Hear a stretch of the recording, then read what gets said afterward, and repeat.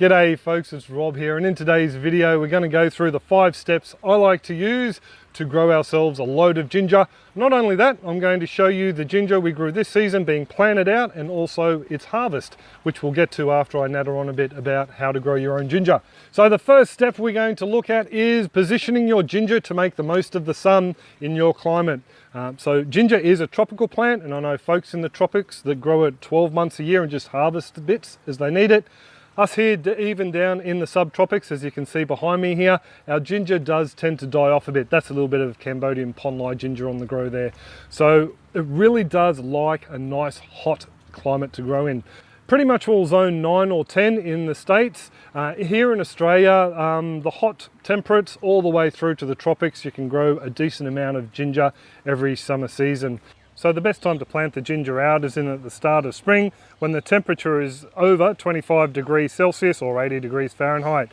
You folks in cooler areas could start off your ginger rhizome in a warm spot inside or in a greenhouse, and once things start to warm up outside, you can pot them out. It'll give you just that nice little head start that might mean a couple of extra 100 grams come harvest time. So where we are in the subtropics, we can have some scorching summer days, 40 degrees, which is 104 plus through summer, and I've found that direct sunlight on days like that tend to really knock the ginger about. So I like to plant my ginger in a little bit of a shady position. This year I took advantage of the shade cover over the top of the hoop house for the aquaponics, just to give it a bit of relief from the hot afternoon sun. In other cooler areas, you might be able to get away with growing it in full sun. I would still recommend that it be planted in a position that gets shaded from the harsh afternoon sun. One thing to consider if you are in a cooler region is to locate it, if you're in the southern hemisphere, in a northerly facing aspect, and if you're in the northern hemisphere, you plant the ginger out in a southerly facing aspect, so you can make the most of the late summer sun as it becomes lower in the sky. Now for you folks who do live in cooler areas, grow in containers. Ginger will grow fantastically well in containers, as we've found. You've also got the added benefit that you can pick them up and move them around the yard and chase the sun through the season as things start to cool down. Not only that, because the ginger root is so close to the outside of the container, that sun will help keep the soil nice and warm, which the ginger will love. Speaking of soil, that leads us on to step number 2, preparing the soil for your crop. Now, ginger likes a fairly low pH between about 5 and 6.5, and also likes a nice loose soil blend so the roots can expand, and also free draining because it doesn't like a lot of water around the roots in soil. Now, one way you can get around that and loosen the soil up a bit is to add loads of organic matter. You can add bag compost, your own compost. All that in there will loosen up the soil. That organic matter will suck in moisture like a bit of a sponge and release it when the plants require it as the soil dries out. Not only that, as it's decomposed or broken down by the bacteria, the compost worms and the earthworms in the soil, they will release nutrients that your plants can take up. So on to step number 3, which is rhizome selection. Now we're really lucky here because we have such a long growing season. I can take ginger we're going to harvest this afternoon, I can pop it in my pantry, and then in about 6 to 8 weeks time I can pull it out again and plant it, and away we go.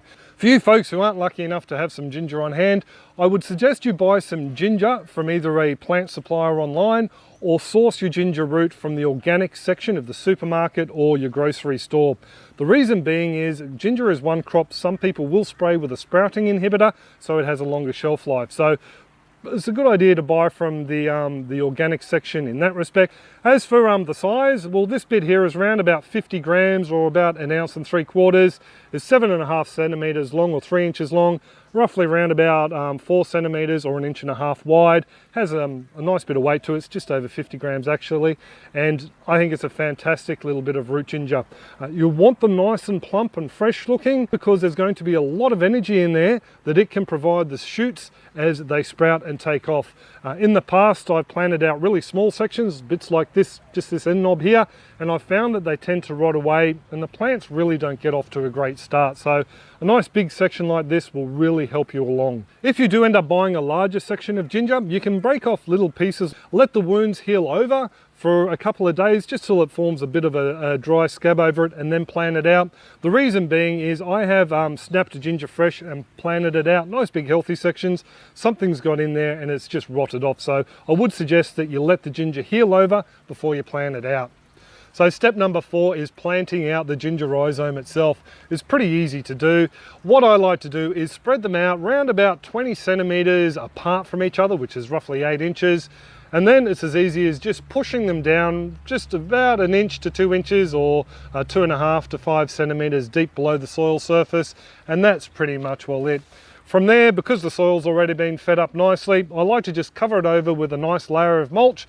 Mulch has actually got a number of benefits. Firstly, it helps suppress any weeds that will be in competition with the ginger. Secondly, it helps keeps the surface nice and moist so it retains moisture. And thirdly, because it's organic matter, as it breaks down, as the bacteria and compost worms feed on it, it's releasing more nutrients to help feed your ginger plants.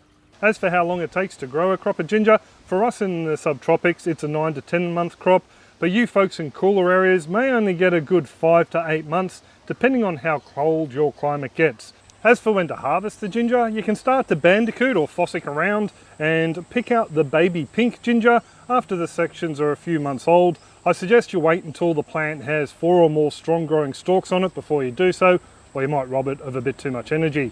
Now I prefer the spicier, more mature rhizomes, so I start to pull out the main crop that I want to store when I start to see the majority of the leaves starting to yellow off.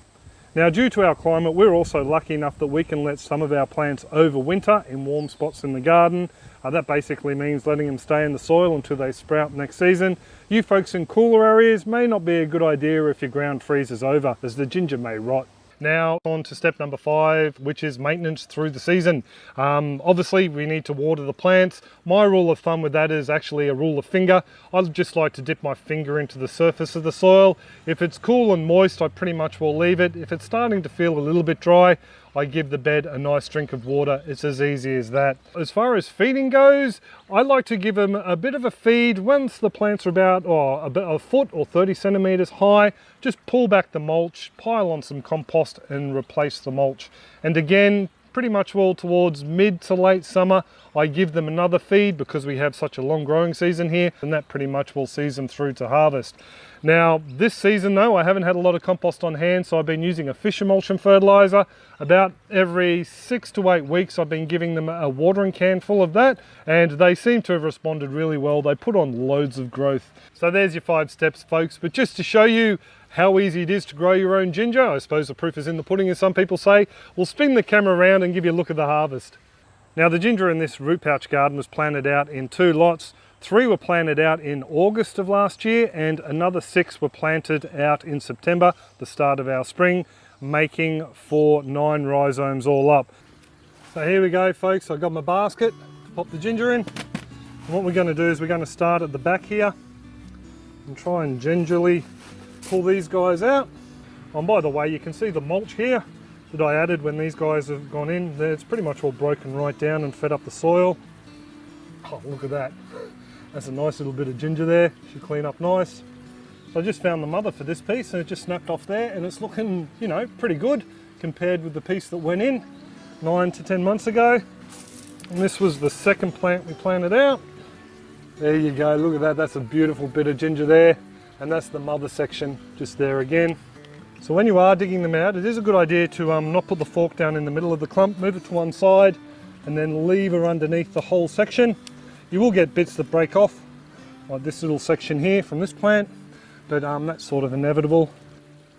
Now this one, but look at that. That's a beautiful piece of ginger there, all from one plant. This basket's not going to manage, I don't think. So there we go. This is the last of the ginger, the last plant from this bed here. Not a bad looking piece, if I do say so myself. Awesome. I've given the ginger a bit of a hose.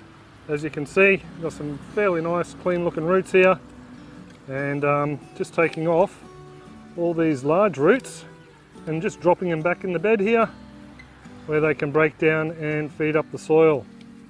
So one thing I did want to show you though, on some of these root sections you get these little nodules. Now what these are is an energy store for the plant. They're a good thing to find. It means your plant is doing really well, and it's looking at somewhere else to store some energy in case times go bad. So just thought I'd point that out for you folks who are concerned. And I think we're pretty much all there.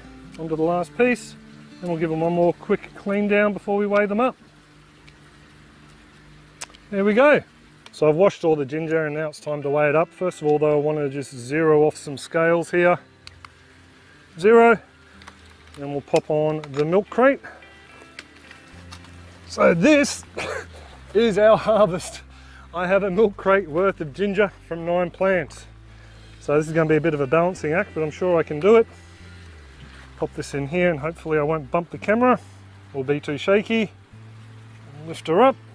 It might take a while for it to register, but there we go, 9.58, we'll call it 9.5 kilograms. A very nice harvest indeed. So there were 9 gingers all up, so we've got just over a kilo, a smidge over a kilogram from every plant in here. So that's pretty much all smack bang on the average for this crop. So I'm stoked, I'm absolutely stoked with what we've got here. So here we go folks, this is the ginger harvest. And as you saw, there was about 9 kilos, just over 9 kilos for 9 plants. So that's roughly 1 kilogram per plant. It's a bit hard to wrangle all these guys at the moment, and I dropped a bit off down the back. So I'm really stoked with how well this harvest has gone. And it is because I followed those 5 basic steps, positioning the plants in the right spot, preparing the soil to begin with, then going through and selecting the right rhizome and planting them the right distance apart, and then feeding them and fertilizing them regularly through the growing period. So a fantastic yield. A few folks who are going to ask me, how are you going to, look after all this ginger? How are you going to eat it and store it? Well, we've got a clip that goes through a few different ways you can process your ginger to prolong its shelf life, so to speak, or fridge life. So you can check that out up there in that little clip there. Runs through a few different methods, plus a lot of this, we'll be giving away to family and friends. I've also selected a couple of choice bits of this ginger as well that we'll be saving in the pantry, and then after we finish renovating, I'll be planting them out in the patch once we know where the garden's going, and they will be next year's crop. Before I go, I really do need to thank you folks for coming along and watching our videos and showing your support by giving us a thumbs up and leaving a comment down in the comment section below. I also need to thank those marvelous folks over on Patreon who are continuing to support our channel here on YouTube and also the building of the new website. So thank you very much folks. There's a couple of people that go above and beyond, the super contributors. You can find links to their websites and Facebook pages down in the description below, and I'd really appreciate it if you pop on down there, go over and see what they're about and show them some love. I will leave it there though. This is pretty much all the end of Ginger Harvest 2018. I do hope you enjoyed the growing pointers as well, and I will catch you next clip. Cheers all, have a top one.